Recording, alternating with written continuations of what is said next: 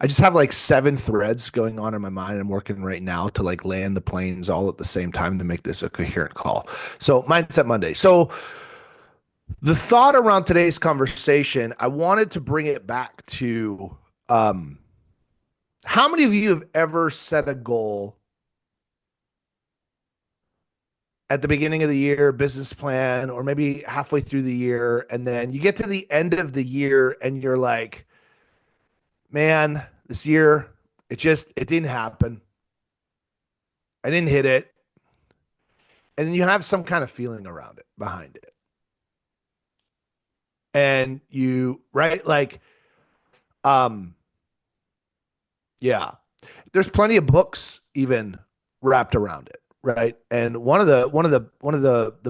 prolific or the most recent that probably speaks to this at the highest level is The Gap and the Gain. How many of you guys have dove into The Gap and the Gain? And so Dan Sullivan and Dr. Benjamin Hardy, they talk about this entrepreneurial condition that we have around setting a milestone or setting a goal. And then as soon as we get close to achieving it, we move the goalposts. We don't get satisfied and we go, well, that's not enough. We got to do more. Or if we do hit it, we don't take enough time to even just celebrate it. And then we're on to the next goal because for whatever reason, and especially in our world, we're so like conditioned or wired or even just coached to awesome. So you did that. So what's next? Go push harder, build more, do whatever. And then so we generate or create this almost this anxiety to hit these milestones and achievements. And I'm going to get back to that here in a second. Because in the book it talks about okay, we'll take some time and take a look at and measure yourself of like all the things you've done along the way, right? And 2 years ago, 3 years ago now, almost, is the first time I attempted the 75 hard program. And I remember going, man, I really need to shake up my life and my world. I need to create some discipline. And I need to do this program. And I wanted to go all in on it. And then I reached out to a whole bunch of individuals and I asked, I said, who's actually done this with integrity to completion? No adjustments and like no like fake completions. Cause it's really easy to just say that you did it, even though you missed a page of reading or you missed your water or whatever, because nobody else is really holding you accountable but you. And yet there were a few that said, yeah, no, I had to reset twice and then I finally did it, et cetera. And they gave a lot of tips. And I remember going through that program and getting close to the end. And it was like maybe less than 7 days, right around that last week. And I remember like there was a huge like pit in my stomach of anxiety of like, wait a minute, now like what happens after? Like what's on day 76? Because I built all this momentum up in just the discipline of getting out and moving twice a day for 45 minutes, of like taking the progress pics, of doing the reading, of drinking the water, of not drinking alcohol. And then I just remember going, like I started kind of freaking out because it's like I don't want to go back. And what I realized was the gift that 75 hard gave wasn't about getting to day 75. It was about getting past where the activities became effort and then became who you are. Like I continued the not drinking for over a year and I continued the working out almost twice a day, almost every day for like over the next 3 years. Right. And then I continued that like, so there was so many of it that I continued. And so what promise we're going to get to the end of this here and I'm going to land the plane and it's going to make sense. I mean, 3 weeks ago when I first got injured, I, I really got down. I got really upset because I was building all this momentum and I had this goal set in November that I was like, I'm not going to be able to do it. And so immediately, like a part of my brain was like, well, then scrap it all.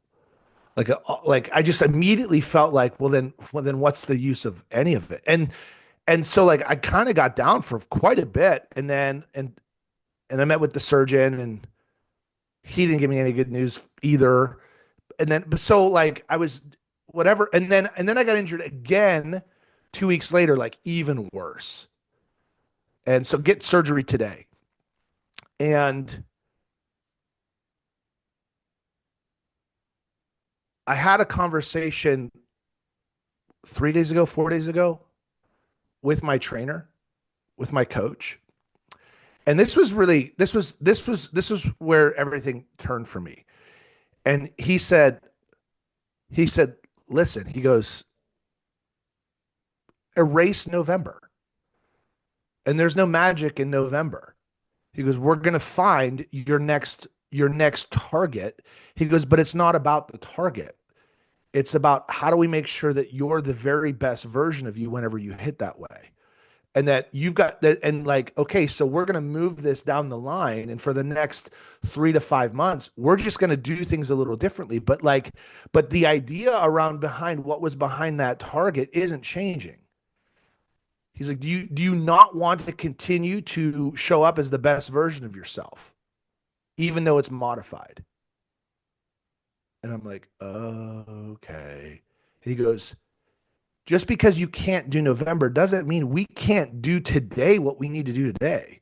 And he goes, and so you need to be doing this and this and this. And until we can move your arms, you're going to have really incredible legs, and we're going to work on your waist. Why are you laughing, Michelle? My legs are going to be hot AF. Get over it. And my glutes fire. Anyways, is this recorded? This is going to be the clip that makes it on social watch. Anyways, here's the thing. It's this. It's I got trapped again in that goal line mentality, thinking that once I hit the thing, then everything will change. I forgot again that it's not about the GCI, the unit goal that you said. It's who have you become along the way? How are you showing up every day? How are the challenges at first becoming a habit today that becomes easy and consistent later? And it was in that moment whenever he was like, we're gonna do what we can do, because what we're doing isn't about the event, it's about who are we becoming. And I needed that reminder. And as a coach, and like I know that we talk about this all the time, but sometimes like it's easy to say it, but then whenever life hits you and you're challenged with it and you're facing it, it's we don't fall to our goals. We show up and fall to our standards and our habits. And what I realize is, man, I just haven't really conditioned that mindset yet to stop focusing on the horizon and the goalpost. Right? I was so in my poopy pants, like I was having like this epic pity party privately, silently. I was so down for like 2.5 weeks. And until and here's the thing. It was a 6-minute conversation. You're one conversation away from a completely different life. You're one relationship away from a completely different life. And this coach, someone that I allow into my inner circle, says to me, he goes, erase it. We're going to move it, but it's not about the thing, is it? It's about what can you do? So what are you doing? Yeah, you can't move your arms. Get over it. So we're going to do legs 3 times a week. You're going to do cardio 4 days a week, and you're going to do core work 4 days a week. I'm going to adjust. Here's your meal plan stays the same. Maintain, work your legs, work your core. And then as soon as we can start incorporating the upper body, we're going to do it a little differently. He goes, we're going to have some certain things to protect you. He goes, it's just what it is. And I was like, okay. And guess what? I got freaking excited about it. I got pumped. I got pumped about it again. And it just reminded me, man, so many of us are stuck in this psychology that a unit goal or a GCI goal is going to change our perspective. It's going to change our life. It's going to change our everything. And like I wish I could help you fast forward the fact that like when you hit the GCI goal, when you hit that income goal, when you hit that whatever, it's not it. I think Jim Carrey said it once before. He goes, I wish everyone could become kind of obscenely rich to realize that it has nothing to do with happiness. He goes, I just wish I could make everyone as wealthy as they think they're going to need to be happy to realize it has nothing to do with it. And I'm like, yeah, it's nice. It's easy to say when you're rich, but and yet I get it. I get it. Right. So as I share this with you and you're thinking at and you're looking at your you got your tracker board, you've got your sheets that we do our accountability here with Michelle every week with our four pillars and our lead generation boost program, and you're asking yourself like we set goals to give us a GPS or a direction on the activities needed, but at the end of the day, how consistent are we in the activities that are actually changing who we are along the way? I'd like to kind of get like time to jump in and share with me, what are you hearing from this part of the conversation? How many of you ever felt this way? And if you have, then what is it going to take? Like, what do you need in order to reframe and to get back into action and get excited about the process and not the outcome? Because that's really today's conversation is about the power of the process, the power of the habits, the power of the daily activities, and not this finish line, this goal. Here's the thing, like all of these medals are just simply a reminder of the process. All of these medals were crafted in 16-week preparations. Like it wasn't like the day of the event. Every one of them had a 4-month period up to that point. And when I keep them up here to remind myself again at the very top of it, I had this conversation the other day. If it doesn't challenge you, it doesn't change you. Having the medal wasn't the transformation. It was the waking up 4 a.m. to go and do my 10 miler in August before it turned 92 degrees by 10 a.m. It was waking up and running the 6 to 10 miler or the 13 miler or the 16 miler and be home by 9 a.m. so that I could still have the rest of the day with my family and not take 4 hours away from them, right? Because I still want to be with my family, right? So process, process, process, process. Thoughts? Jump in. Let's talk. I think this kind of aligns with a couple different things, right? First of all, there's a lot of people in our inner circles that like their morning routine and their workout is so important to them.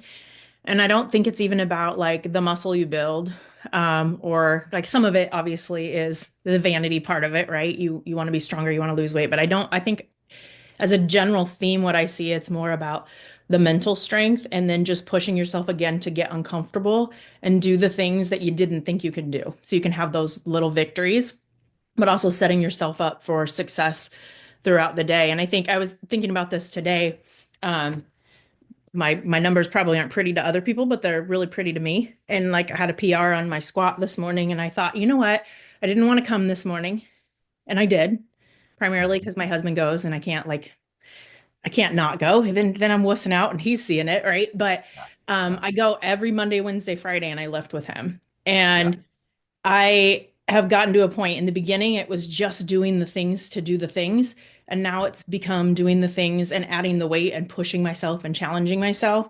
And there's just something crazy weird that's happening in my mind where I almost thrive on failure, if that makes sense. Like I want to push myself to where I can't push myself any further. It's just exciting, but I'm finding that in it's translating over into my business as well, just taking these risks. And diving in and just doing the things, doing the reps, has become such an important part of business. And I think truly we've had so many conversations over the last 2 years. And um, I think truly it's just, I was just saying to someone the other day, a lot of our team here, like our broker teams here in Iowa, are really big on pushing numbers and like how you make the calls and how you show up, but they don't focus on like that personal development. And that's the biggest change in me in the last year and a half has been coming over and being in an environment now where people challenge you to not just push for the numbers, but to grow personally, to make it like a holistic picture, right? So that you can go and celebrate your wins both personally and professionally, but it's not just about the number. It's not just about the paycheck. It's about how you are and who you're becoming as a person.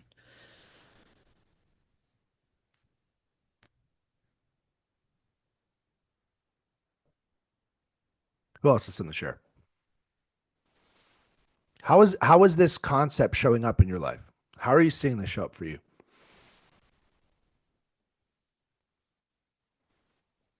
That one thing I wrote down was that you are potentially one conversation away from something great. And sometimes I get maybe like too in the messy middle, like too much in wrapped up in all the things. And I need that person. I mean, I can think of a very specific conversation I had with you, Matt, in the past couple weeks. And that you were like, no, no, no, no, no. Stop. Let's step back and let's look at this big thing. Like you're just this much into this long thing and you don't need to worry about this right here. Like just keep doing what you're doing. And I needed that from someone I trusted and someone that knows me and someone that's not going to just, oh, it's okay, you'll be fine, but someone who's going to call me out when I need it and just be very truthful and honest with me. That one conversation, it was, I mean, probably like a 5 minute conversation. And it really helped me so much. Like, okay, you're right. It just helped me reset and refocus so I could keep on going.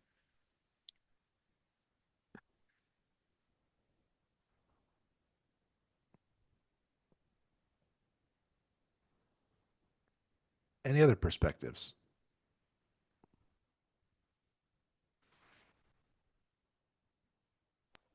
I'm trying to Tend to remember what look. year it was. Oh, Go ahead, Cade. okay. Trying to remember what year it was that I hurt both of my shoulders. I know you and I talked a little bit about the PRP treatment that I did instead of surgery that helped me, but I let myself completely fall off. I was training hardcore with a trainer 4 times a week, and I just stopped. Mhm. And I've literally struggled getting back there until last week. And I truly privileged being a part of this right here.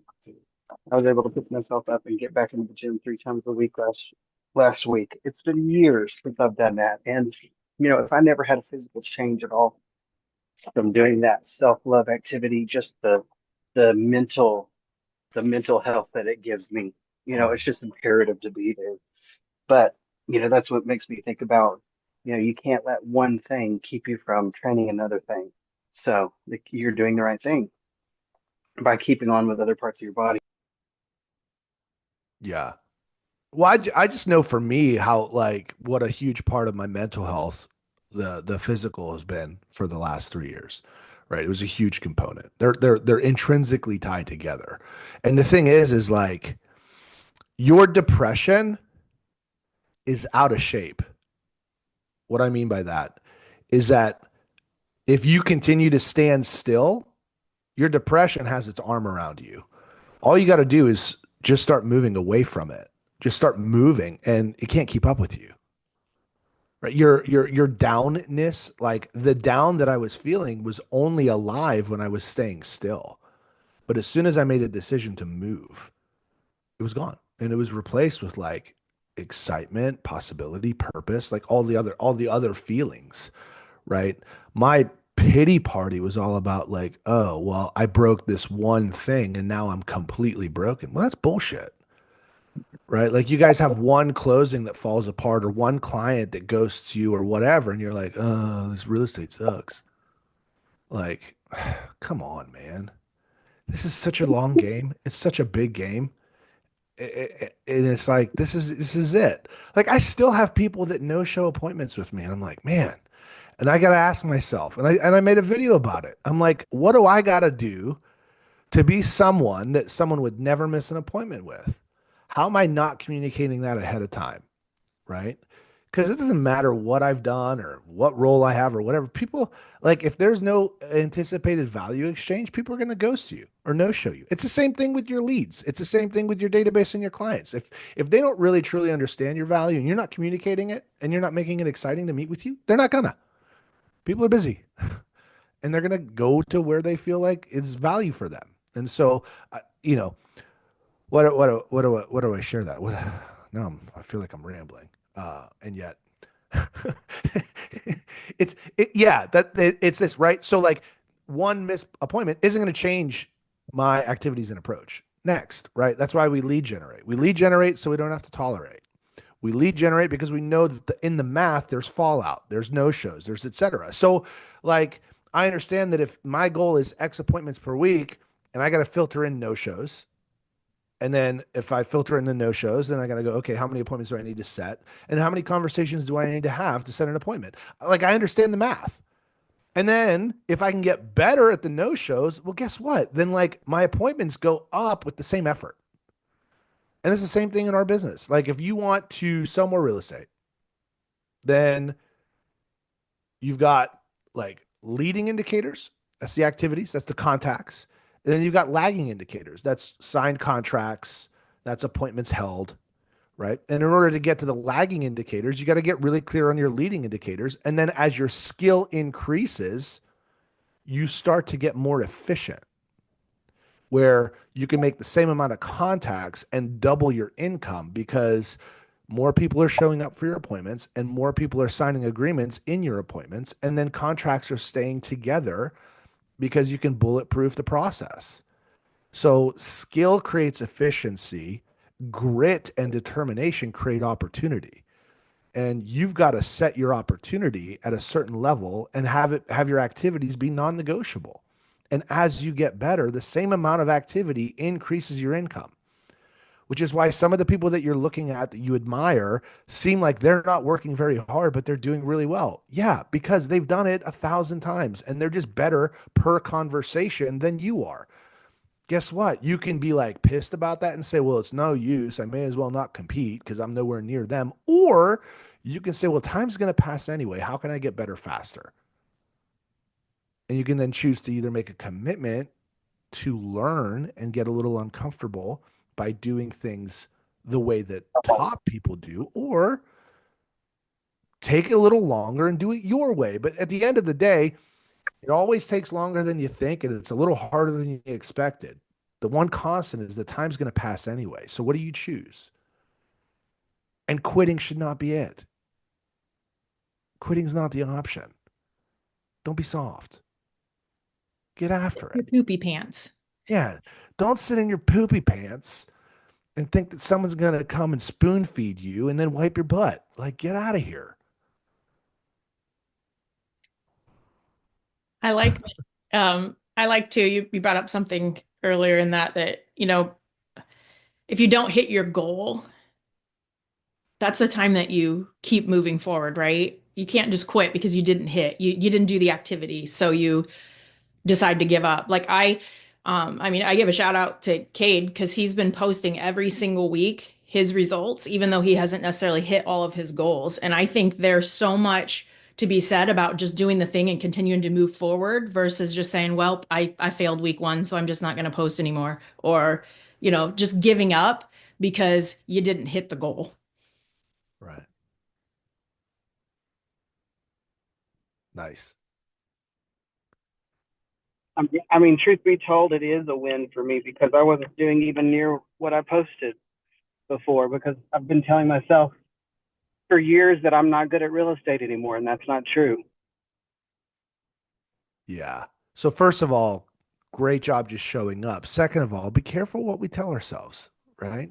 The story that we tell ourselves is critically important. Thing is, thing is this, like if anyone spoke to me the way that I speak to myself, I'd punch them in their freaking face. So you need to punch yourself in the freaking face and say, shut up, we're not doing that. We're not telling that kind of story. we got to learn to be kind to ourselves. We tell ourselves to be kind to other people, but it's also important. It's more Oh, important yeah, probably to be kind to ourselves. 1000%, right? So here's the thing. You didn't hit the goal. Give yourself grace. Look back at who you've become along the way. Take a look at the changes that you've made along the way, but then also get really clear and take some ownership and say, okay, if I really had to give myself a score on how committed I was to this process on a scale of 1 to 10, and 10 was I literally did everything that was necessary, everything that was necessary. Where if I said I was going to make 10 contacts every day, I didn't stop till I spoke with 10 people, not texted six, talked to two, not the same thing. So if you had to give yourself a score, 1 out of 10, and you didn't hit your goal, get really, really, really clear with yourself and go, shit, well, you know what? I did kind of give 55% effort, and weird, I hit 55% of my goal. So don't get mad about the results you didn't get from the shit you didn't do that you said you would. And that's my TED Talk. And I'm the same way. Look, listen, the scale is paying attention to what you put in your mouth, not what you tracked in your app. So just because you're cheating your freaking tracker doesn't mean your ass doesn't know what you ate. Your ass always tells the truth. And mine's going to be hot AF because my trainer said so. And I'm going to do the work. and that's time. Oh, There's so many clips coming out of this one. This is going to be so stupid. I love it. I love it. uh, All right. Rochelle's like, I already got 3 voiceovers. Like, there's there's several TikTok voiceovers going to be coming out of this. I'm going to hear my voice coming out of Rochelle's face. The wheels are turning. All right, y'all. So go out there. Don't half-ass it. Definitely use your whole ass. Because again, remember, your ass always keeps score. And join us Wednesday for the business breakdown. Hopefully Matt will be We'll see. I may be here just like paying attention. All right, y'all. Have an amazing day. Later.